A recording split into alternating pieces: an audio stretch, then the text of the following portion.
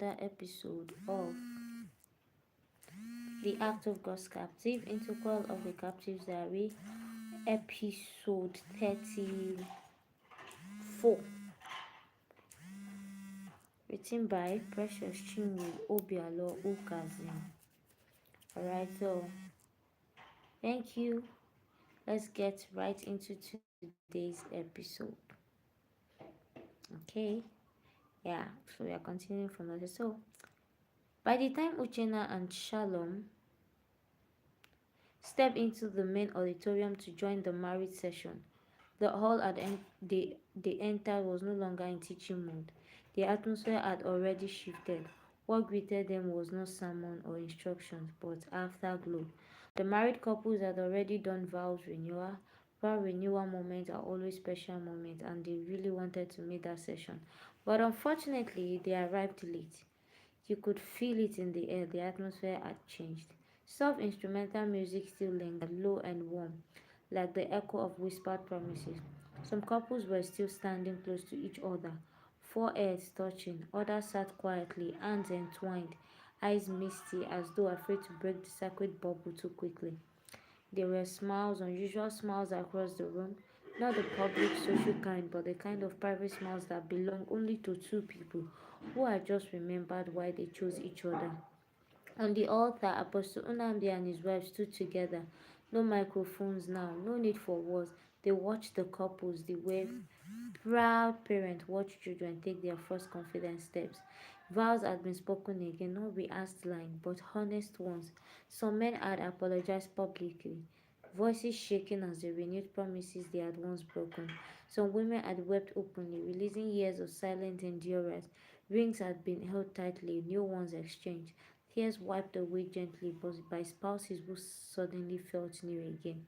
Some instructions had been given, and couples were being sent back into their room for fresh honeymoon experience. Protocols moved calmly through the aisles, smiling knowingly as couples gathered their bags. Sounds of laughter bubbled up here and there, soft and affectionate. Some men whispered things into their wives' ears that made them blush like newlyweds, while some women adjusted their dresses with shy excitement, suddenly aware again of how desired they were. Everywhere, couples walked out together with arms linked, hands clasped, shoulders leaning into familiar strength, their love rekindled, wounds soothed, and desires sanctified. Uchenna and Shalom stood quietly at the minister's seat, observing everything and taking it all in. They knew they had missed a very important session where they could have been ministered to also. But duty called, and they had no choice than to obey. His arm slid naturally around Shalom's waist, and she leaned into him without thinking, resting her head briefly against his shoulder. No words passed between them. None were needed because they understand each other better now than ever.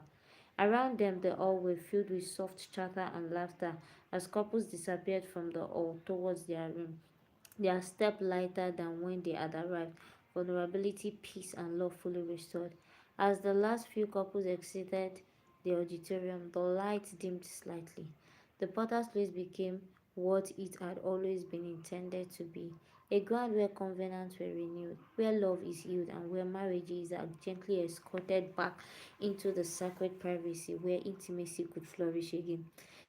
Even as the auditorium emptied and couples drifted away hand in hand, the work was far from over. Behind the scenes, another room was already filling up with people quietly and carefully.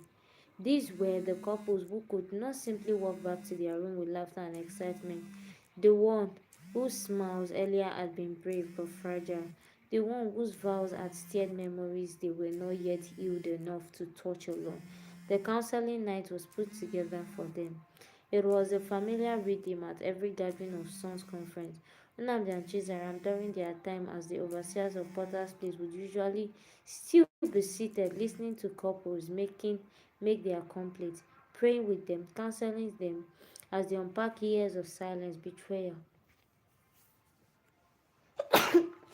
Sorry.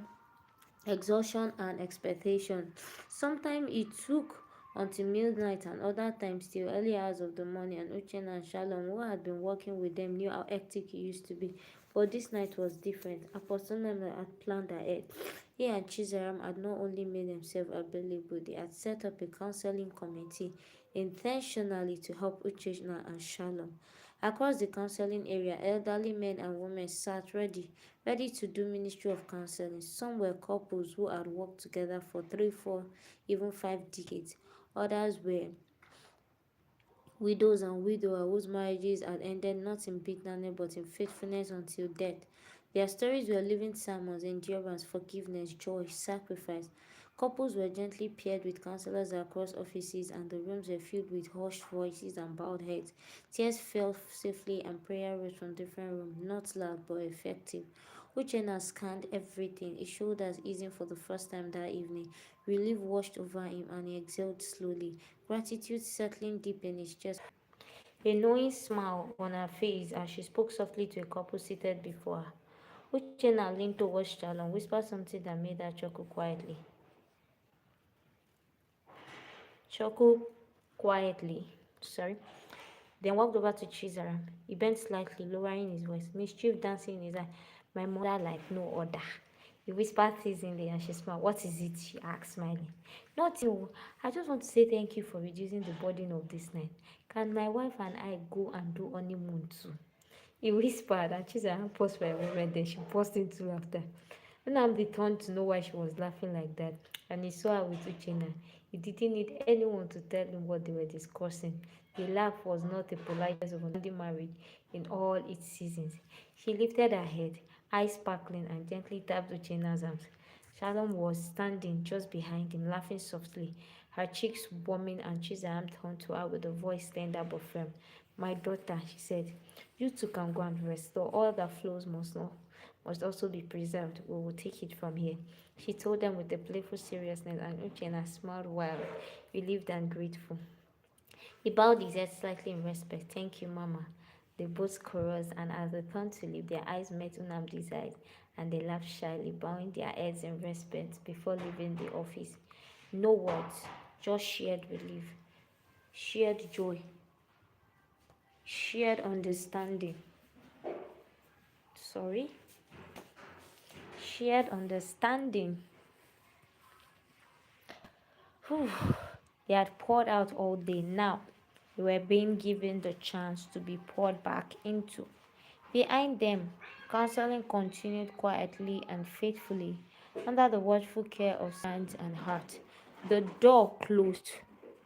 The door closed softly behind Uchenna and his wife as they left the office, but the night continued for them, not in public, but in whispered promises, renewed passion, and holy affection. Wonderful.